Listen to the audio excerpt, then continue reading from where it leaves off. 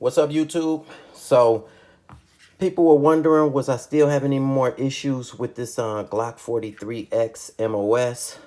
Since my follow-up video I did about it, they are aware of the problems I used to have with it. Well, let me show you that it's clear. Nothing in chamber. Mag is empty. Still running the shield arm mags. No issue with none of the shield arm mags. I have 3 of them. They run flawlessly.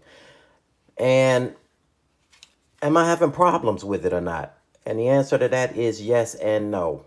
As a matter of fact, I had this gun probably about 6, maybe 7 months, or 5, maybe 6 months. I don't remember. But the rear sight has already, these are Ameriglow True HD sights. Can I get that in focus? Ameriglow HD sights.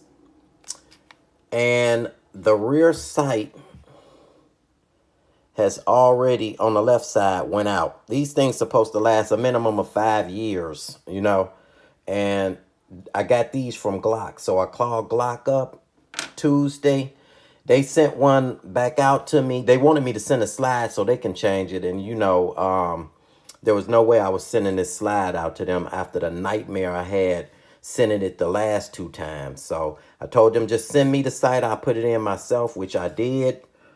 And as you can see, here's the new one. I called them on Tuesday. It was out to me on Thursday, and I put it in. My thing is Glocks normally, I know this is a third-party a sighting system that's sold through Glock, but still, when you get a Glock, you really don't supposed to have any issues. You know, you're supposed to be able to run it. This gun is finicky. I hate to say that, but it is. I bought some what was those? Critical defense rounds from Dunham's, the ones with the brass casing and the pink, that little pink tip instead of the red. Normally, when I get critical defense, it's in the nickel plated casings, but I normally order them offline. But I was at Dunham's. Dunham's had some. I figure I'd get 3 boxes. It's a Glock. I'm planning on using that as my carry ammo for this gun. It's a Glock. Glock should run it. I should have no problem. I got those. I don't remember what grainage it was. I know it wasn't 115 grain. It might have been 100. It might have been 90. I know it's low. This gun got to run hot. That might be my particular Glock that has to run hot loads for it to function properly. But I couldn't get 3 rounds through through the magazine with those rounds in it. 3 rounds, and it'll stovepipe. All 3 magazines. I even, before you say it was probably these shield arm mags, I even took the Glock standard magazines with me, you know, because it was a range day. You can shoot Glock. What was the other one? The PS Dagger mags. I got 2 of those. Those I couldn't run through this gun because of the mag, the shield arm mag release button. But the Glock mags you can. You know, you'll end up eventually eating up your Glock mags, the standard Glock mags that come with the gun, because this is metal and those are polymer. But you can run them. I put those rounds in the standard Glock mags, and still it was stovepiping. So I took those rounds out, put them in my SIG P365X. It ran every one of them without an issue. It didn't lock back on the last round with my P365X, but I think I was holding a slide stop. And then I put 14 more rounds in my other magazine for the P365X, and it ran them flawlessly. So I double checked. I put them back in the magazine for this Glock 43X, and the same thing. You'll get 2 stovepipe. You'll shoot 3 stovepipe. I mean, it just would not feed those. So again, those was the brass casing. Normally I get the nickel plated with the red polymer insert in it as far as critical defense. Now, I did run those same brass casings through my Hellcat too, and in the 15 rounder, and that Hellcat stovepipe once.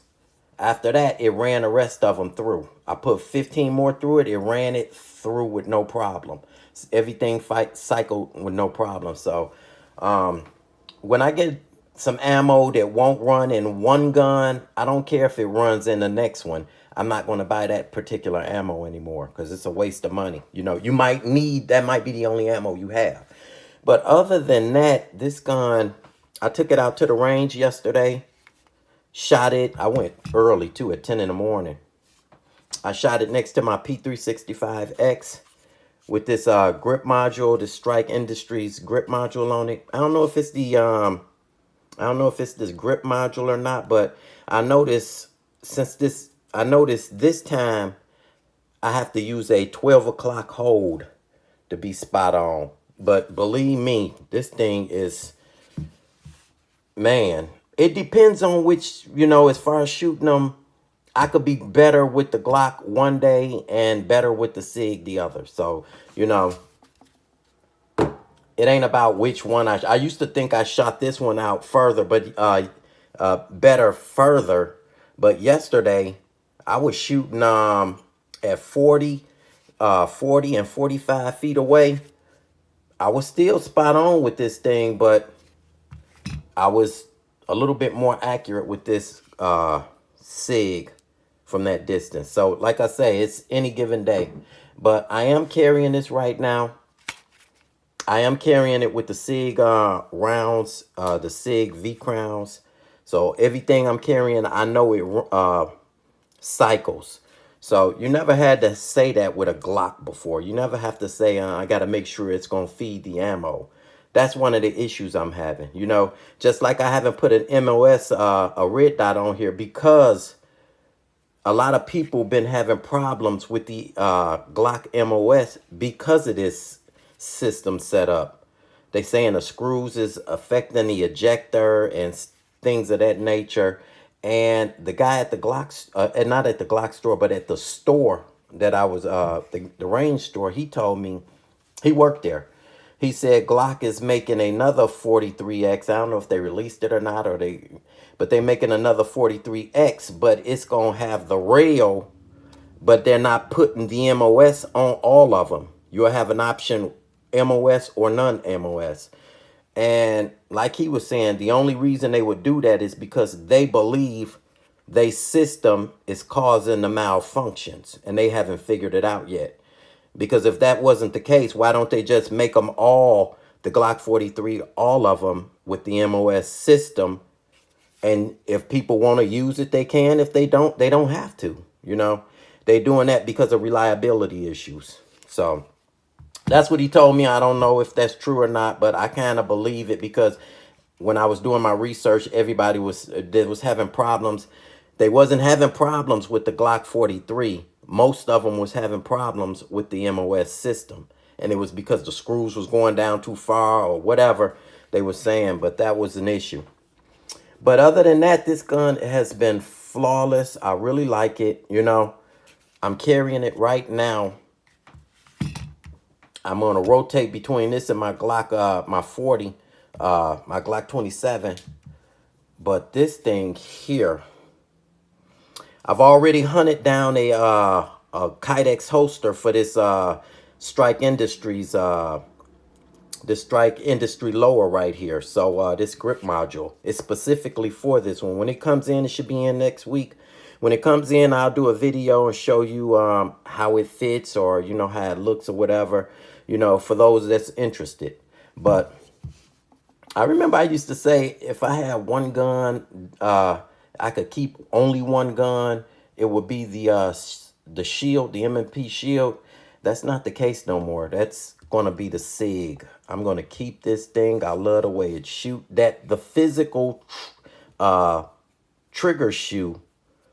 The physical trigger shoe is really comfortable compared to this dingus. I mean, it ain't bad. It don't be jamming in your finger, but you definitely can feel it, you know. But that's my update on this gun. I like it. It's running. It's running with the ammo that I like. I've never, other than that critical defense brass casing, it's fed everything flawlessly. And I was, again, yesterday from, what was I at, 30 feet, I was putting holes inside of holes, but when I start pushing the target back some, the holes opened up a little bit, your grouping opened up a little bit. That's to be expected. I'm no marksman. But, I was still in the A zone, and, the same thing with the SIG. So there's my update video for it. Really like this gun. I'm still carrying it. Peace.